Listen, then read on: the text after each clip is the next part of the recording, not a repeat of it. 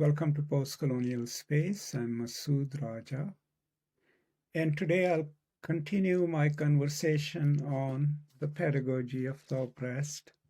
Those of you who've been following this series, we are on the final chapter of the book, in which Freire discusses 4 strategies or 4 modes of action employed by what he calls the anti-dialogical forces in any given culture or space.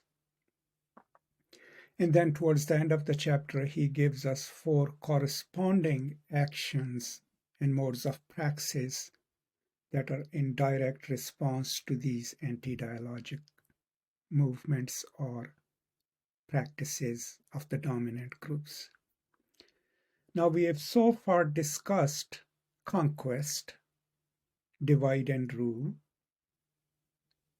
and manipulation. These are the 3 attributes or practices of anti-dialogical systems that he talks about. And today I'll start my conversation on cultural invasion, which is the 4th one. Now, this series is reaching its culmination. It has been, I think, a 3-year project. And I have now also created this playlist as a podcast on the channel, which means that you can, watch it or even listen to it sequentially as a podcast.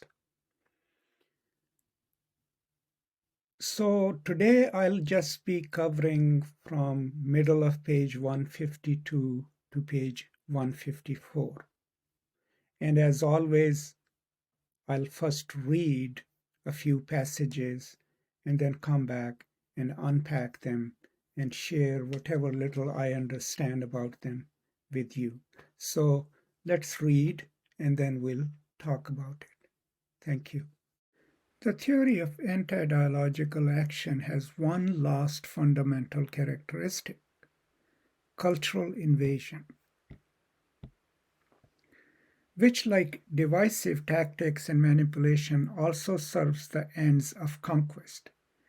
In this phenomena, the invaders penetrate the cultural context of another group in disrespect of the latter's potentialities. They impose their own view of the world upon those they invade and inhibit the creativity of the invaded by curbing their expression. Whether urbane or harsh, cultural invasion is thus always an act of violence against the persons of the invaded culture, who lose their originality or face the threat of losing it.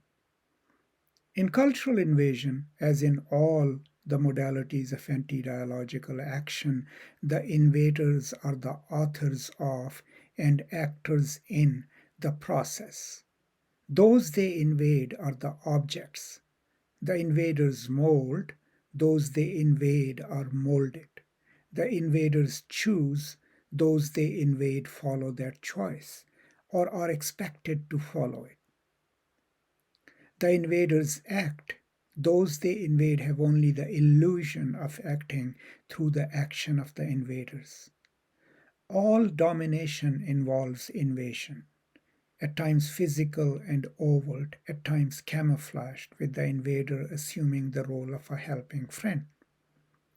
In the last analysis, invasion is a form of economic and cultural domination. Invasion may be practiced by a metropolitan society upon a dependent society, or it may be implicit in the domination of one class over another within the same society. Cultural conquest leads to the cultural inauthenticity of those who are invaded. They begin to respond to the values, the standards, and the goals of the invaders. In their passion to dominate, to mold others to their patterns and their way of life, the invaders desire to know how those they have invaded apprehend reality. But only so they can dominate the latter more effectively. In cultural invasion, it is essential that those who are invaded come to see their reality with the outlook of the invaders rather than their own. For the more they mimic the invaders, the more stable the position of the latter becomes. So let us unpack this, right? There are two groups, the invaded and the invaders. And you can read them loosely, like the dominant group and the oppressed group. The dichotomy is maintained throughout the book. And cultural invasion then naturally is an outcome of physical violently taking over a territory first. You have to have control over it. And then once you have control over it, then you have to develop, first of all, knowledges so that you can understand the people you have just conquered, right, and invaded, and to control them culturally. So, in other words, this is a very sophisticated use of transition from brute force dominance to hegemony. Right? In the colonial context, almost all the colonies were established through brute force, right, through conquest. But once the colonizers, the invaders get there, they transition from the naked brute force to creating a form of hegemony, right, to achieve the willing consent of the people. And that is done through acts of cultural invasion, right? Now, there are some instructive things in these passages that I read, right? That first of all, Freire is saying that it can be urbane, it can be sort of a civilizing mission, or cultural invasion can be total dominance of a given culture.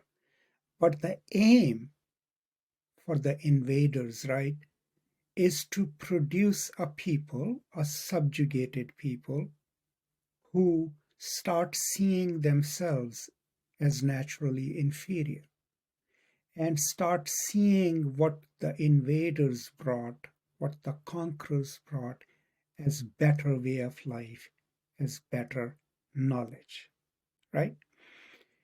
In the process then, and this has been the theme throughout the book, is that the oppressed and the invaded, since that's the only system they have known, post-invasion, post-conquest, the logic of that system becomes an internal part of their own consciousness, right? And they start seeing themselves as the objects upon whom someone else has power. And that's a very crucial thing to keep in mind. And then success to them becomes succeeding in the given cultural system that the invaders have put in place, right? Now, Freire is a theorist of pedagogy, right? Keep in mind, and I have videos on it as well, the educational system introduced by the colonizers. I mean, the famous minute by Lord Macaulay, right? Even though he was arguing that the natives should be given a Western education, but he justifies it by suggesting that no, we are not going to give them education that makes them into critically conscious beings. We want them to have education so that they can compute and they can do clerical work, right? So the logic of cultural invasion is, of course, then becomes part of the native cultures through the educational system, right? You go and learn English. While you're learning English, you're also learning that this is the language of power. This is the language of our masters. But you're also learning certain disdain for your own languages, for your own cultures. And that legacy continues. But here is a more important insight about cultural invasion. And as I read the next paragraphs, it will become clear, is that the world where we are now, physical conquest is no longer even required through the media, social and other, right? Identities, social and individual, are being shaped by the dominant cultures of the world. right?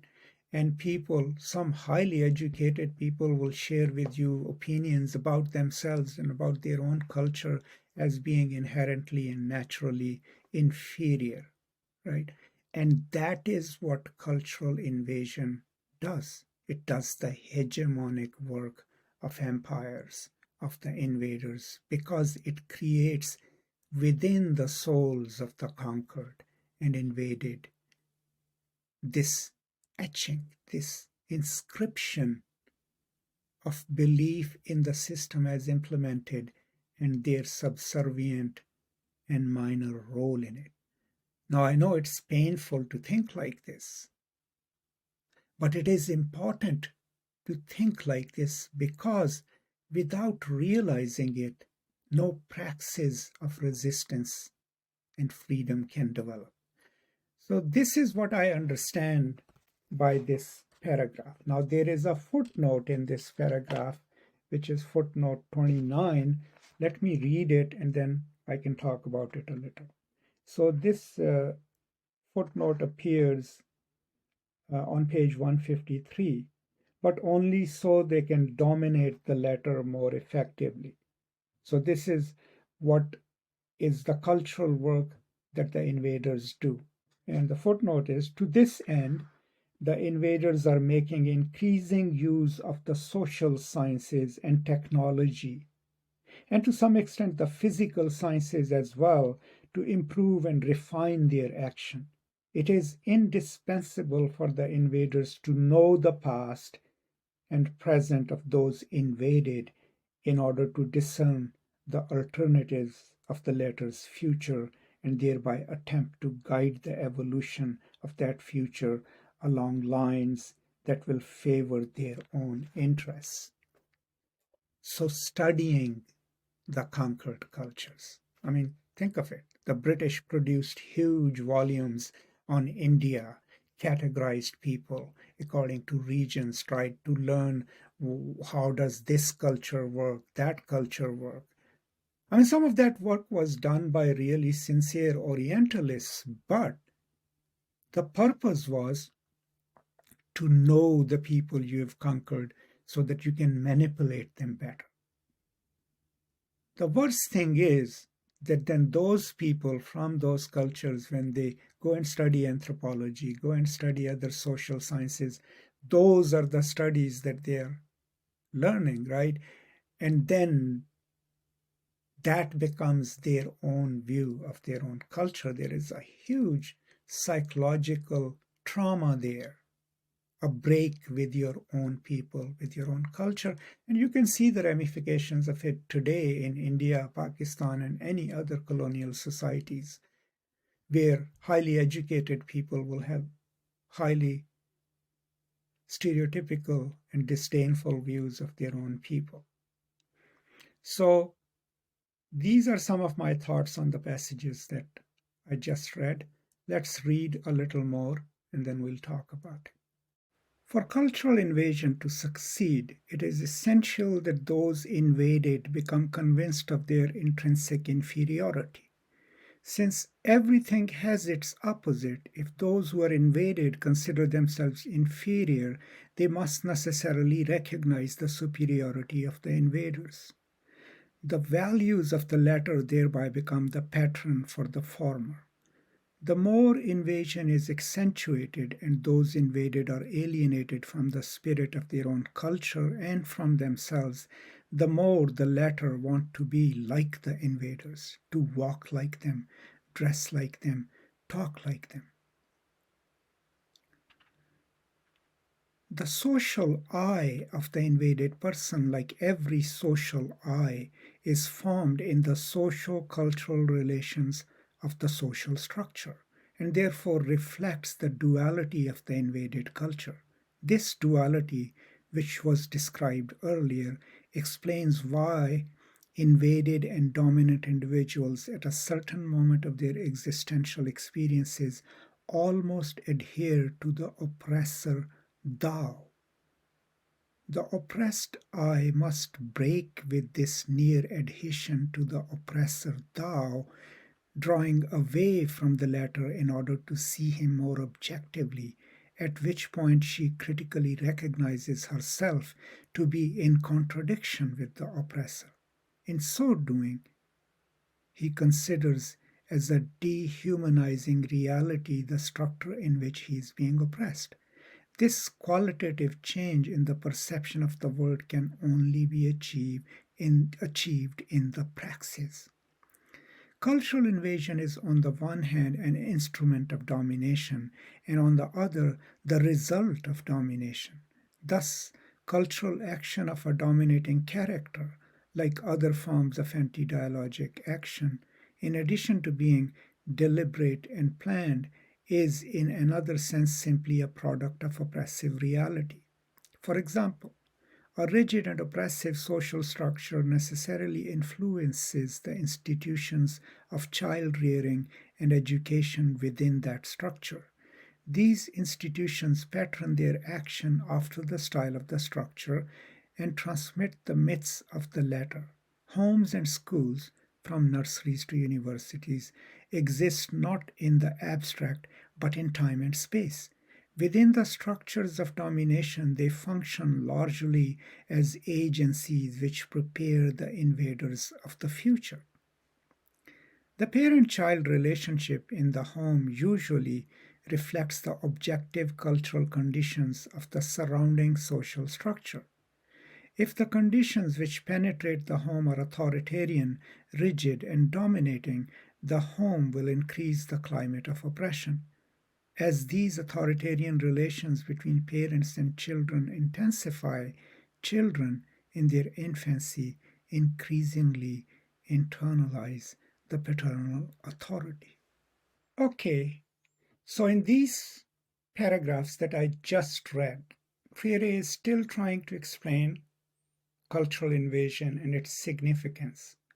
So, one of the things that we learn in this paragraph is that cultural invasion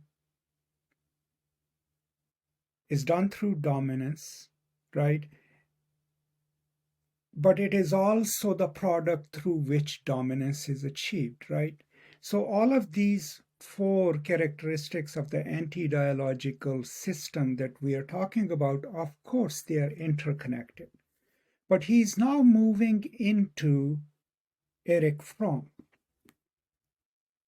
escape from freedom. These ideas are drawn from there, and that is, he is taking us to how, first of all, he talks about the I of the invaded being conflated with the thou of the invader. We already talked about it in chapter 1, actually, where what Freire is teaching us through Erich Fromm is that in any given oppressive society, since the logic of the structure in which we exist is the only structure people know, their sense of themselves is connected to the structures, social and political, in which they exist. So part of the role of an education then is to disalienate people from that structure. Here, where he's moving towards the end of these paragraphs is the basic structuring of human psyche, of children's psyche, right?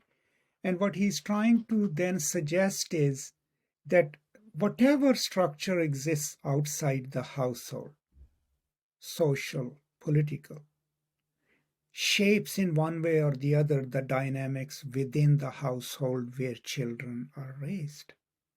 Now, if the structure in which we exist is patriarchal and is top down, where one group is seen as superior and other is inferior, chances are that that would be replicated in child rearing, in how the household operates. And that will have a deep impact on the psyche of children and how they internalize the world in which they live. But there is a footnote here too, and that is footnote number 30, in which he says is that we make a mistake when we read children's behavior as they are growing up, when they defy their parents or the authority, as rebellious. What he's saying is that's not necessarily rebellious, it's children, what Fromm would call our natural tendencies to freedom, they responding to the structures that are imposed on them. And you can see that in all the youth movements. It's not what Freire is saying is a question of generational differences. It's rather a question of one system having outlived its utility and can no longer shape the ways of thinking and the modes of behavior of the youth. That's why they rebel against it. But he is going in these passages towards the impact of cultural invasion on human psyche. And he's going to do that through Erich Fromm. There'll be a discussion of Erich Fromm in the next pages. And for Fromm, as a scholar and as a psychiatrist and psychoanalyst,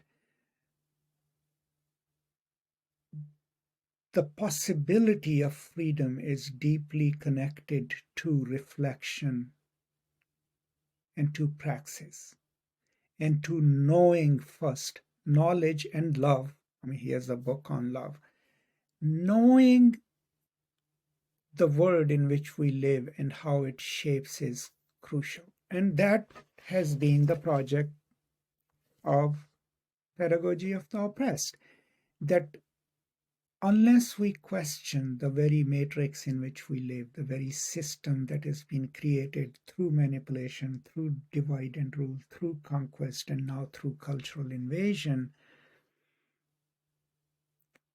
we cannot change the way we live. And we cannot make this world into a better and just place. So I'm going to end our conversation here today, where he is now moving into the impact of structures in which we exist, patriarchy and the family structure, and in which we are socialized, where our I is no longer us, but is dictated by the Tao of the structure, of the dominant group, and that is our truth. How do we become that? And then the project is to undo that, right? That is one of the projects of praxis, right? And remember, praxis in Freire is theory and action, reflection and action coming together to form a praxis. And in this case, it would be a praxis of liberation. So these are some of my thoughts today on this final kind of stage of our discussion of Pedagogy of the Oppressed. I will come back soon, I hope, to continue this discussion. In the meantime, if you have any questions, any suggestions, anything that you would like to add to this conversation, please do add those into the comments. And please do also keep in mind that this entire playlist is now listed as a podcast, and you can download it, I think, and you can also listen to it or watch it in your own time. Thank you so much. Stay safe, take care of each other, be generous and kind, and I will now see you next time. Until then, as always, peace and love.